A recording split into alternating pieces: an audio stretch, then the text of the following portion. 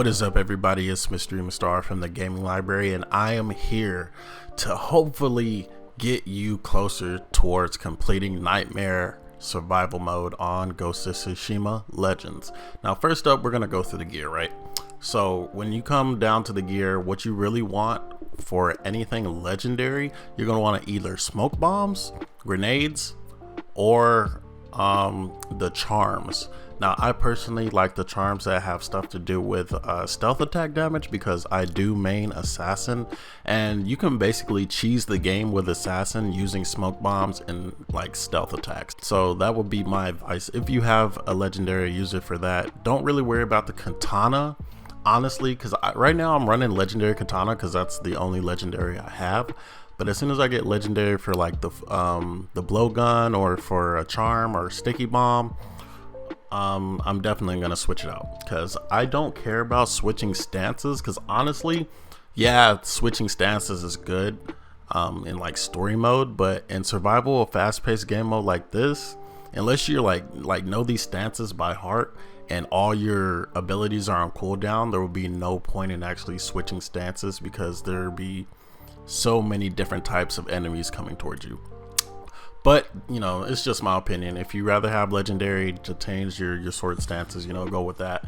But you clicked on the video, not me. So let's go on and talk about techniques. We're gonna start off with the assassin because, like I said, it's what I main. So Shadow Strike.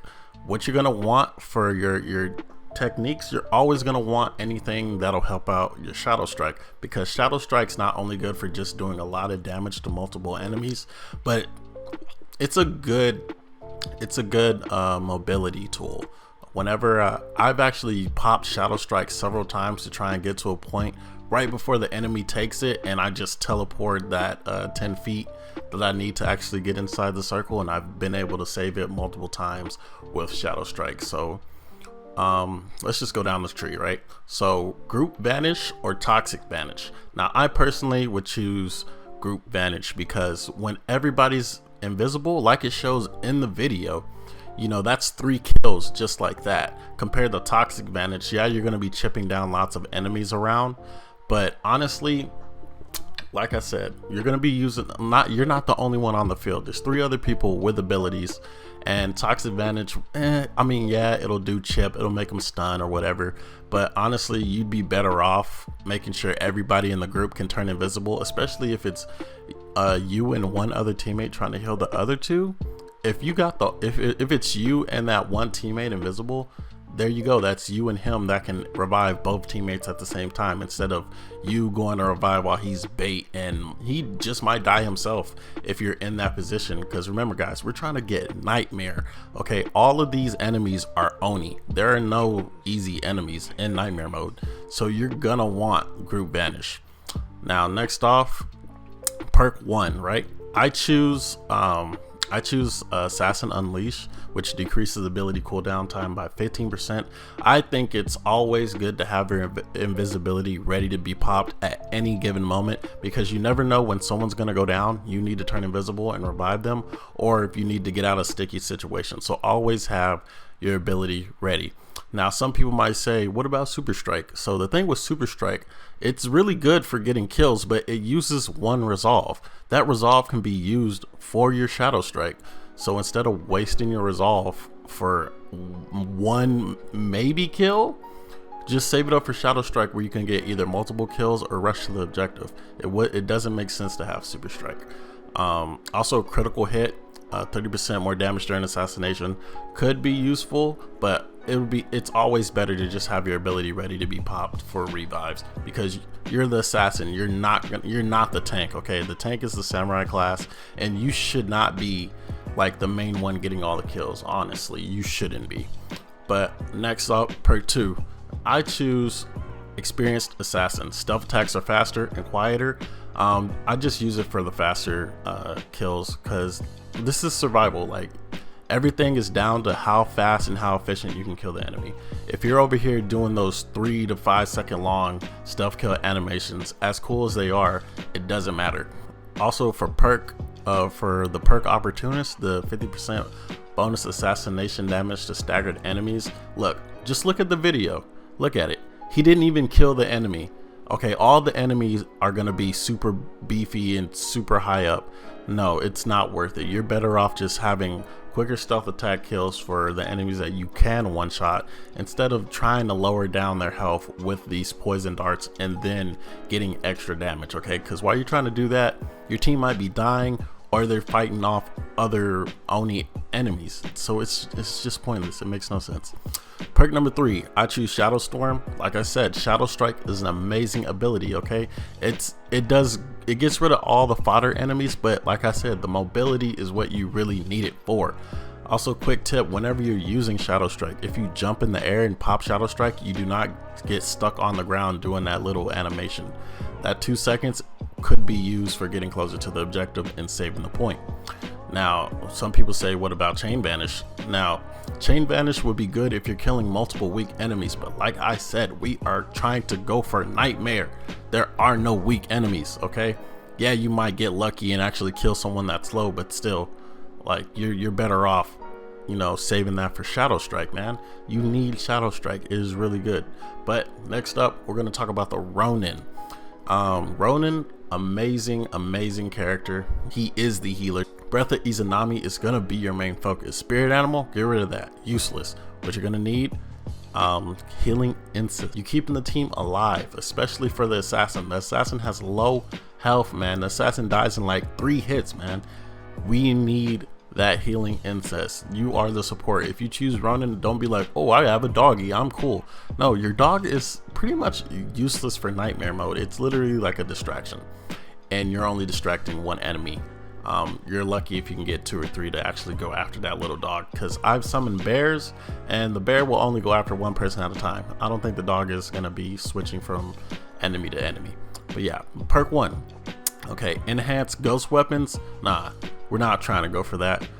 What we're going for is Ronin Unleash. Decrease class cooldown ability by 15%. Like I said, you're the healer. Why wouldn't you want to heal faster? It doesn't make any sense, you know. Like, forget this weakening burst, forget enhanced ghost weapons. No, like, if you wanted to be a solo character, you should have chose samurai or assassin. Okay, if you chose the Ronin, you know what you're getting yourself into. You are the healer, you are the support, so you're gonna want Ronin Unleashed. Perk 1. Perk 2, what you're gonna want, increase resolve by 1. Okay, the more you got your resolve, the more you can use Breath of Izanami, which can get us out of those super clutch situations, man. We need it. Resolve, increase, get it. Next up, you're gonna want Soothing Breath. Okay, not only do you revive, but you also heal. So if the team is low on health and we're at the last stand, man, just go ahead, pop it. Soothing Breath. You're healing up the team. You also have that 1 extra resolve. You get those damage in. If someone does die, like I said, you still have that 1 resolve extra. So you should have been able to do a couple more damage to get 2. And then you could just pop it again and then heal up the whole team or heal whoever's down. It's just super useful. Like I said, you're the medic, man. If you wanted to be killing everything, you should have chose a different class. But as Ronin, no, you're gonna be healing, man. Don't get the dog. Get healing incense, Ronin Unleash, resolve increase, and Soothing Breath. Next up, Hunter. Now, I've seen an amazing Hunter. I don't know what they were using, but just me going through the skill tree alone, I figure this is what you should be using as a Hunter for Nightmare difficulty. So, of course, what you're gonna want for the first class ability, you're gonna want Staggering Arrow. Fire arrow that stuns enemies. Cooldown 55 seconds. And it's better if you just stun the enemies so the assassin can actually go up and just try and one-shot them. If he doesn't one-shot them, he's gonna critical hit them. And then after the critical hit, you can just pop them a couple times with your sword and they're dead. So that's what I would advise. If you want to choose Exploding Arrow, take it. Like I said, I'm not a hunter expert, but that's what I would personally want my hunter to use. Hunter Unleashed. You want to decrease that cooldown, man. That's pretty much how it goes for everything, man. You're going to want your cooldowns as low as possible. You're going to want to be able to use your abilities ASAP, always. There's going to be several enemies on the field. You're going to have your resolve up almost all the time due to how many attacks and kills you get. We're going to need you to have your abilities ready to pop. This is a little difficult perk too. Honestly, it's super hard to choose which one, because Piercing Arrow, yeah, you shoot through the penetrating shields or whatever, right? The thing is, dude, assassin throws down smoke bombs. They're coughing. You can still hit them in the head. They're not going to have their shield up. But damage status effects increased by 25%. I mean, that's also useful. So status damage or piercing arrow. I mean, I think you should choose either or. I'm not too sure. I personally maybe would say status damage, but you know, that's up to you. Honestly, that's up to you. And then perk number 3, all seeing eye. Like hands down, all seeing eye. Body shots have a 50% chance to do headshot damage. Look, that's not even 100%. Why would you even try that? Eye of Uchitsune is like the best ability the hunter has. So of course you're gonna want to kill more targets or hit more targets with it. So all seeing eye, perk 3, that's what you're gonna want. If you're running hunter, hopefully that's what you're using, because that's what I would want my hunter to use. Last up, samurai. Okay, samurai is going to be the tanky guy. He can also be DPS, but mostly I want my samurai to be tanky. I want him to be able to absorb all the damage, do some damage while I heal up and hide like the little assassin I am. So I personally think Spirit Pool would be the better choice than Exploding Blade, because at least with Spirit Pool you're getting health up. Okay, like I said, you want to be the tank. At least you're healing up while you're blocking, parrying, attacking, whatever. Your health is going to be going up regardless. You're the tank. We're going to need you to have max health, homie. Next up, perk 1. Decrease ability cooldown. I've said this several times. Look, Hachiman's Fury, however you pronounce it, man. That move is devastating. Very, very, very devastating, man. If you want to use all your attacks on one super beefy enemy, bam, just like that, you just took a big devastating blow out the enemy. Look, decrease ability cooldown. Just get it. That's for everything. Decrease ability cooldown. Nothing can match it. Next up, perk 2. Now, some people think lightning reflexes is what's important. Now, honestly, look, some of these enemies, like most of these enemies, are going to be shooting fire arrows on nightmare difficulty, and you can't block that. At least I don't think you can block that. Plus, you should be rolling around anyways, because there's going to be a whole bunch of big enemies swirling around their super big hammers that are going to hit you if you're blocking. So personally, I'd say what you're going to want is resolve increase, especially if you're going to run Hachiman a lot. Dude, resolve increase, you're going to be doing a lot of damage. You can constantly attack if you have your Spirit Pool open. It just will make more sense to have your resolve up. And then perk 3, Hachiman's Frenzy gives you 2 extra strikes. Look, I've played probably like 5 gold games and won, I think I won 3 or 4 of them. And Hachiman's Frenzy has turned the tide of battle several times. So I could already tell you off the bat, Hachiman's Fury is what you want to get. Now, that's for all the perks, right? That's all the techniques. I told you what type of gear you want to get. Now, if you're running with friends, what should you run? You know, should you run 2 assassins, 1 Ronin? Basically, this is what I've experienced and what I think is possibly the best combinations. Of course, anybody can say no. Some people can say yes, but this is what I think. 1 assassin, 1 samurai, 2 Ronin. You have 2 healers, so if 1 healer dies, you have the other one to revive them. You have 1 DPS, you have 1 tank. Look, I think that's honestly that's either the best or the second best. Okay, 1 assassin, because assassins, they can cheese the game with their smoke bombs, with their stealth attacks, with their frenzy darts, turning the enemy to a teammate. You're gonna want at least 1 assassin, especially like I said, for the mobility. Whenever you're trying to get, if you're trying to get somebody to the point as soon as possible, the assassin is like 9 times out of 10 gonna be the first one there, because their ultimate allows them to teleport several feet ahead of everybody else. So you're gonna always want at least 1 assassin on your team to reach the point before everyone else can reach the point. Plus, them turning invisible, they can sit on the point and the point won't go down and the enemies won't be attacking them. So you're gonna want at least 1 assassin at all times. Next up is the samurai. Samurai, like I said, he's the tank. He's going to be taking all the damage. He's going to be giving out damage. He's also going to be constantly healing. He's going to have his resolve up, so he's going to be using Hachiman's Frenzy. He's going to be using smoke bombs as well, so he can get sneak attacks in. Like, we can all do sneak attacks, right? But I'm just saying, you know, he can get his sneak attacks in whatsoever. But you got the 2 healers that are constantly reviving and healing the entire party, especially for the assassin. The assassin needs it because he dies in like 3 hits. He's like a glass cannon. He does a whole bunch of sneak attack, crazy damage, frenzy, poison, all this stuff, but he cannot take a hit to save his life. So honestly, that's probably the best setup. 2 Ronin, 1 samurai, 1 assassin. But I've also seen what works pretty well.